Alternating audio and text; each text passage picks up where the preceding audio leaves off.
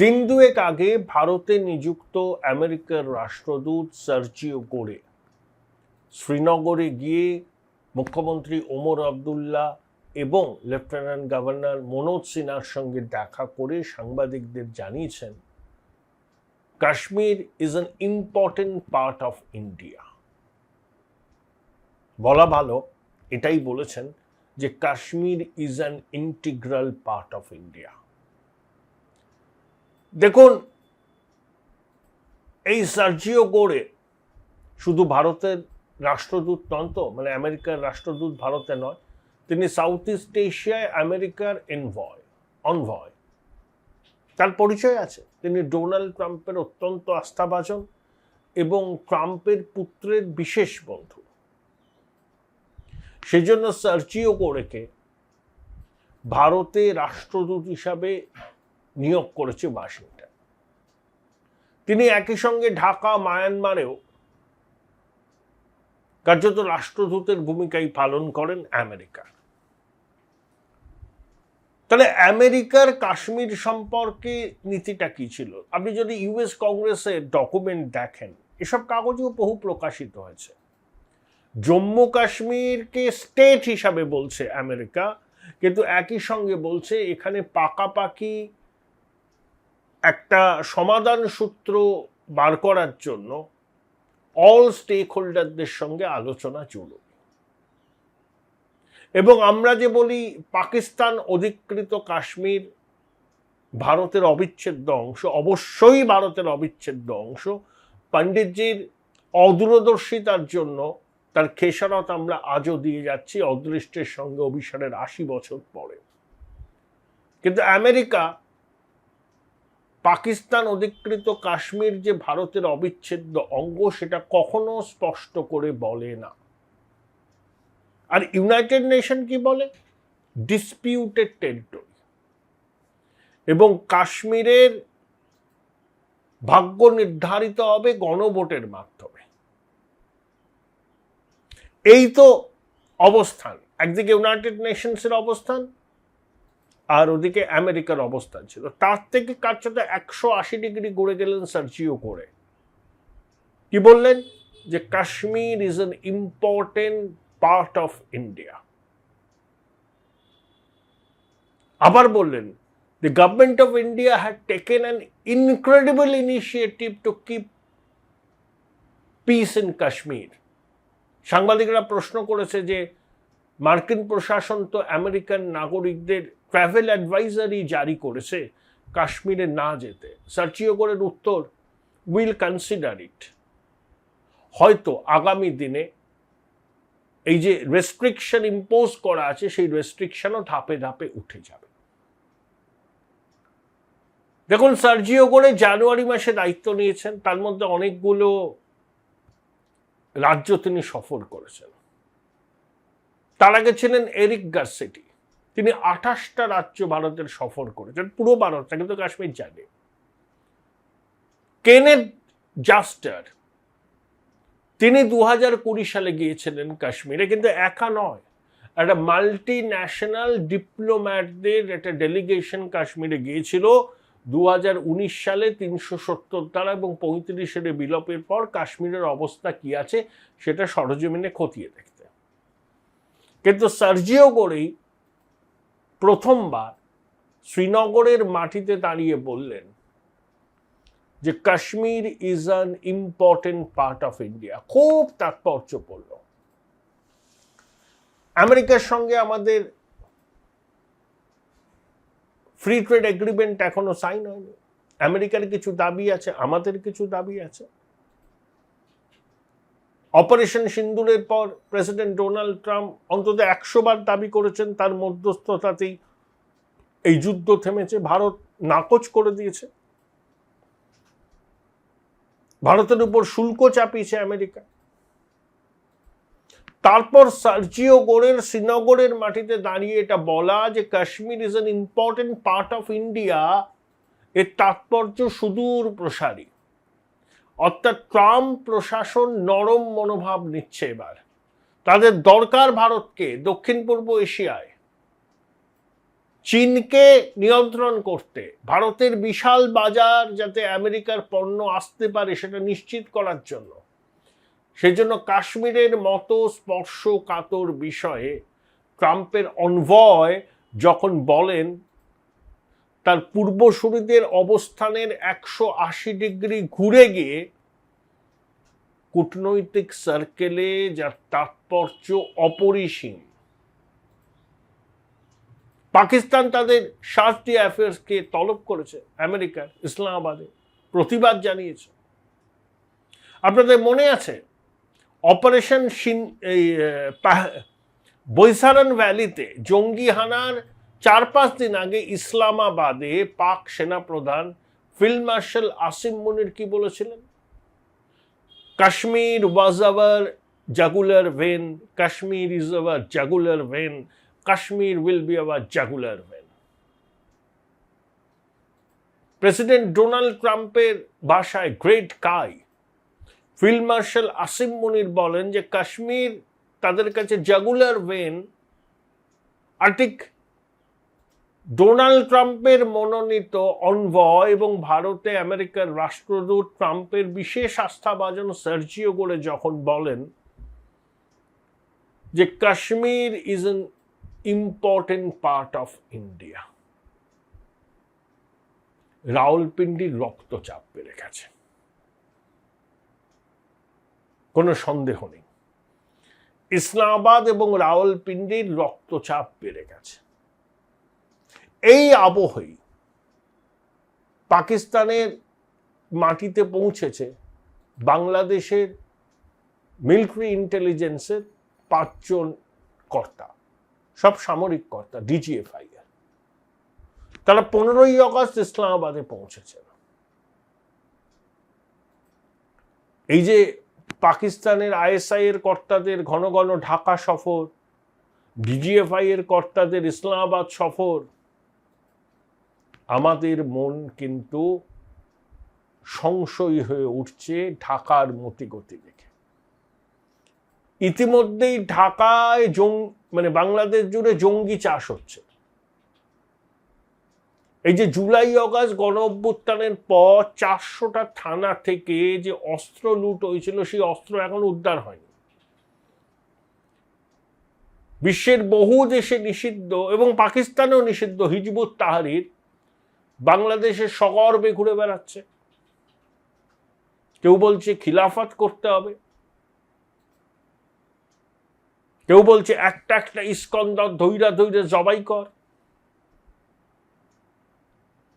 তারেক রহমান যখন লন্ডনে ছিলেন তখন ভারতের পক্ষ থেকে তার হাতে স্যাটেলাইট মানচিত্র তুলে দেওয়া হয়েছে যে বাংলাদেশে কোথায় কোথায় আইএসআই এর মদতে জঙ্গিরা ঘাঁটি গেড়েছে। তারেক প্রতিশ্রুতি দিয়েছিলেন ক্ষমতায় ফিরলে পরে তিনি সেগুলো ডিসম্যান্টেল করবেন, কিন্তু তারেক রহমানের হাতে কোনো ক্ষমতাই নেই। তিনি বুঝতেই পারছেন না যে প্রধানমন্ত্রীর পদটার গরিমা কতটা। তাকে কার্যত নিয়ন্ত্রণ করছে জামাত এবং উগ্রবাদীরা। খলিলুর রহমান, যার নাম রজর রহমান, সে আমেরিকান নাগরিক, যে ইউনুসের ভীষণ ঘনিষ্ঠ, তাকে তারেক রহমান করেছেন বিদেশ মন্ত্রী এবং সে একটাই লক্ষ্য নিয়ে ঘুরে বেড়াচ্ছে যাতে ভারত বাংলাদেশ সম্পর্ক কখনো উন্নতি না হয়। ইউনুস পাকিস্তানের কোলে দুলছিল, খলিলুর তার সহযোগী। তারেক রহমানের কোনো প্রশাসন চালানোর পূর্ব অভিজ্ঞতা নেই, একেবারে নভিশ প্রশাসন চালানোর ক্ষেত্রে। 17 বছর তিনি বাংলাদেশের বাইরে ছিলেন, যা করেছেন ভিডিও কনফারেন্সে। বাংলাদেশের বাস্তবতা তিনি তো দেশের মাটিতে থেকে বোঝেননি। এখন বিএনপি ক্ষমতায় আসলে জিয়া পরিবারের বাইরে কেউ প্রধানমন্ত্রী হতে পারবে না। আওয়ামী লীগ ক্ষমতায় কখনো ফিরলে ওই শেখ পরিবারের বাইরে কেউ প্রধানমন্ত্রী হবেন না। পরিবার কেন্দ্রিক রাজনীতি বাংলাদেশে।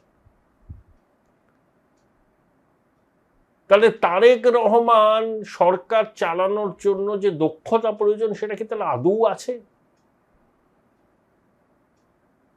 তাকে তো অনেকে রোবট প্রধানমন্ত্রী বলছে।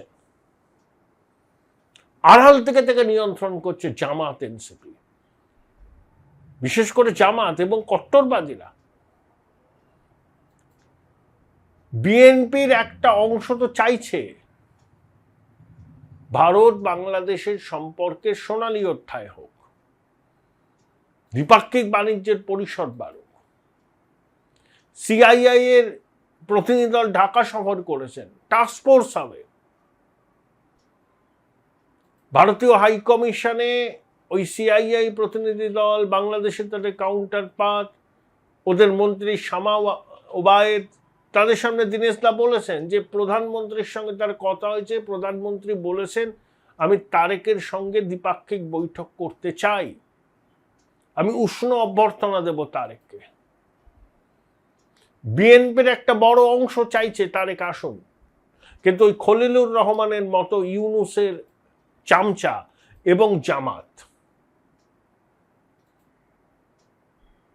আওয়ামী লীগের মতো বিএনপি যদি ভারত বন্ধু হয়ে যায় তাহলে তো জামাতের ভীষণ মুশকিল। আর আমরা চাই তারেকের সঙ্গে একটা সুসম্পর্ক তৈরি করতে, প্রতিবেশী বাংলাদেশের পাশে দাঁড়াচ্ছি তো। ৮২,০০০ লিটার ডিজেল পাঠিয়েছে ভারত, মৈত্রী পাইপলাইন দিয়ে, সেটা বাংলাদেশের পার্বতীপুর ডিপোতে গেছে। ওদের বস্ত্র শিল্পের কাঁচামালের বড় অংশ আসে ভারত থেকে। ওরা যে গার্মেন্ট রপ্তানি করে সেটা তো স্থলবন্দর দিয়ে বিমানবন্দর হয়ে যাওয়ার কথা, এখন বন্ধ আছে, চালু করতে হবে তো। গঙ্গা জল চুক্তি 12ই ডিসেম্বর শেষ হয়ে যাচ্ছে। ইতিমধ্যে জেডিইউ এর রাজ্যসভার সাংসদ সঞ্জয় ঝা তীব্র প্রতিবাদ জানিয়েছেন এই চুক্তির পুনর্নবীকরণের আগে বিহারের জল সমস্যা নিয়ে সরকারকে ভাবতে হবে, কারণ 2000 কিউসেক অতিরিক্ত জল ফি বছর শুখা মরশুমে বিহারের দরকার। 30 বছর আগে এই চুক্তির ফলে বিহার নাকি ক্ষতিগ্রস্ত হয়েছিল বলে সঞ্জয় ঝা বলছেন এটা গুজরাল ডক্ট্রিনের ফল। বৃহৎ প্রতিবেশী হিসাবে ভারত সবকিছু বিলিয়ে দেবে অন্য প্রতিবেশীদের মধ্যে, নিজের স্বার্থকে অগ্রাধিকার দেবেন, এটাই গুজরাল ডক্ট্রিন। এটাই সঞ্জয় ঝা বলছেন যে সেই ঐতিহাসিক ভুলের আজ যেন পুনরাবৃত্তি না হয়। তাহলে গঙ্গা জল চুক্তি পুনর্নবীকরণ করতে তারেককে ভারত সফর করতেই হবে। তিস্তার মহাপ্রকল্প থেকে চীন সম্ভবত সরে যাচ্ছে, কারণ আমেরিকা চাইছে না বাংলাদেশের মাটিতে চীনের এই সরব উপস্থিতি। ওদের পানি সম্পদ উন্নয়ন মন্ত্রী অ্যানি বলছেন যে তিস্তা নিয়ে ভারতের সঙ্গে সম্পর্ক খারাপ করার কোনো মানেই হয় না, তিস্তা তো ভারত থেকেই আসে। আবার খলিলুর রহমান বলছেন ফেসবুক পোস্ট দিয়ে, অনুকূল পরিবেশ তৈরি না হলে তারেক রহমান আসবেন না। আমরা আমন্ত্রণ জানিয়েছি, প্রথম রাষ্ট্রপ্রধান হিসেবে মোদিজি তারেককে আহ্বান জানিয়েছেন। তার শপথে লোকসভা স্পিকার চলে গেছিলেন, খালেদা জিয়ার প্রয়াণে বিদেশমন্ত্রী এস জয়শঙ্কর গেছিলেন, দীনেশ ত্রিবেদীর মতো একজন ঝানু রাজনীতিবিদকে ক্যাবিনেট মন্ত্রী মর্যাদা দিয়ে ঢাকায় ভারত রাষ্ট্রদূত নিয়োগ করেছে। বার্তাটা স্পষ্ট, ঢাকার সঙ্গে আমাদের সম্পর্ক নির্ধারিত হবে পিএমও থেকে। দীনেশ সেটা বলেইছেন, আমি সরাসরি প্রধানমন্ত্রীর সঙ্গে কথা বলি, আমরা রেড কার্পেট বিছিয়ে দিয়েছি। আবার বললাম, ওই অগাস্টের শেষে বা সেপ্টেম্বরের প্রথমে বা ব্রিক সম্মেলনের ওই সময় তারেক যদি না আসেন, আগামী 6-7 মাস প্রধানমন্ত্রী মোদির ক্যালেন্ডারে তারেক রহমানের জন্য কোনো তারিখ নেই। বল বাংলাদেশের কোর্টে।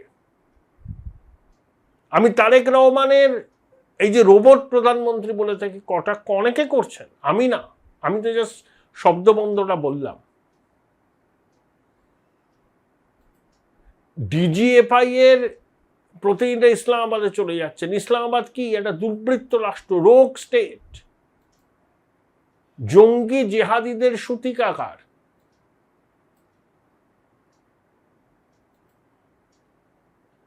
যাদের একমাত্র লক্ষ্য হচ্ছে ভারতকে, ভারতের সঙ্গে ছায়াযুদ্ধ চালিয়ে যাওয়া, ভারতকে রক্তাক্ত করা। তাদের সঙ্গে বাংলাদেশের মাখামাখি, এবং রিপোর্ট বলছে বাংলাদেশে জঙ্গিবাদের চাষ হচ্ছে, তা আমাদের উদ্বেগ তো বাড়বেই। ব্যবস্থা আমরাও নেব।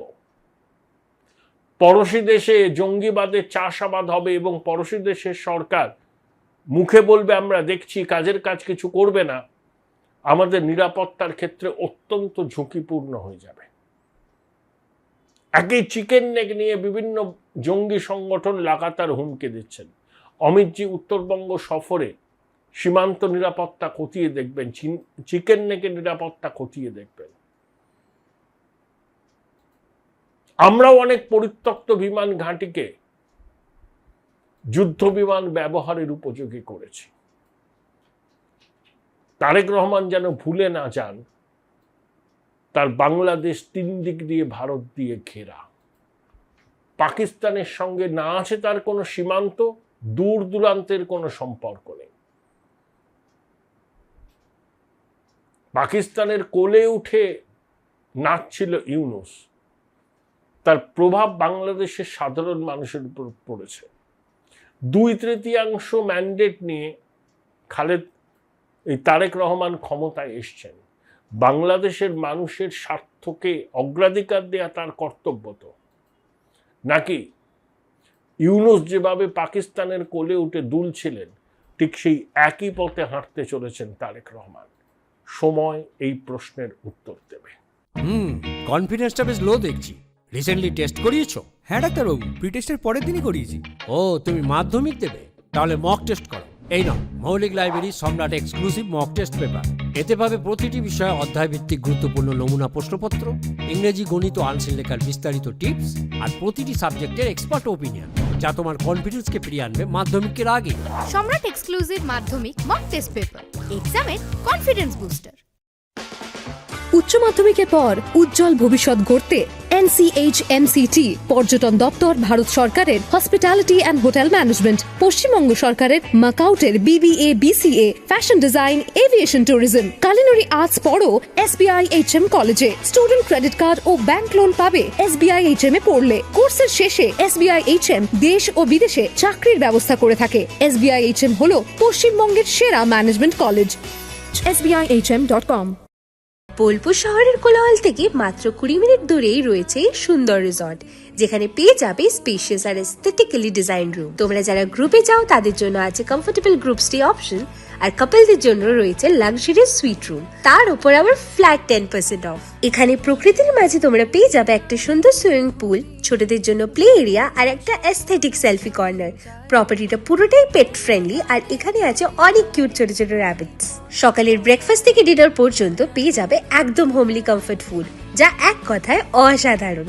বেঙ্গলি কুইজাইনের সাথে সাথে পেয়ে যাবে চাইনিজ আর নর্থ ইন্ডিয়ান অপশন। বিকেলে বনফায়ারের আলো, বন্ধুদের সাথে আড্ডা আর খোলা আকাশের নিচে গ্রাম বাংলার হাওয়া, পুরোটাই এক অপরূপ অনুভব। তাহলে বলো তোমরা কবে প্ল্যান করছো এই পিসফুল এসকেপটা? And don't forget to follow miss cupcake for more such travel updates.